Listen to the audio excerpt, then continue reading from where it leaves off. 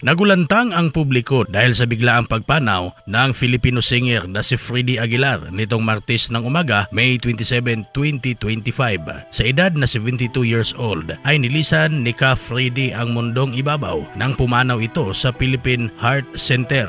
Ang balitang ito ay kinumpirma ni Attorney George Briones ng Partido Federal ng Pilipinas kung saan naging National Executive Vice President si Freddy Aguilar.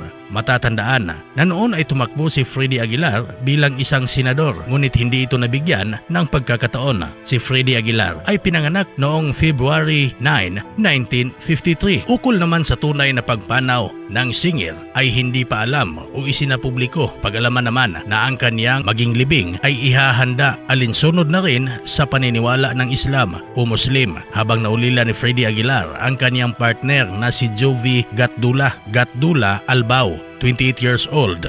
Matatandaan na ang partner ni Freddy Aguilar kamakailan ay naging kontrobersyal ang kanilang relasyon dahil sa kanilang agwat kung saan naaabot din sa 47 ang agwat ng edad sa kasalukuyang edad ni Freddy Aguilar sa ngayon.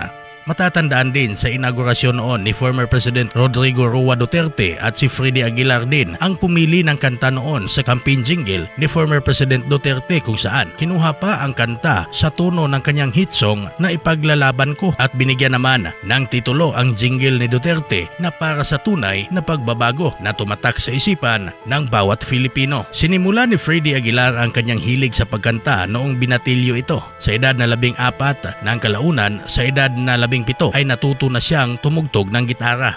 Nag-aral naman si Freddy Aguilar ng electrical engineer ngunit di niya ito natapos dahil mas pinili niya ang buhay musikero. Sa edad na 18 ay sinimula na ni Ka Freddy ang kanyang karera sa musika nang magtanghal siya sa mga lansangan at ilang mga bar sa Maynila kung saan doon na din siya nadiskubre ang kanyang talento. Kabilang sa hit song ni Freddy Aguilar ay ang kantang Anak na nakatanggap ng Samut-Saring Award hindi lang sa Pilipinas maging sa ibang bansa. Paalam, Ka Freddy Aguilar. Ikaw, anong komento mo sa video natin? Please comment below. At kung hindi ka pa subscriber, pa-subscribe ng ating YouTube channel. Maraming salamat po.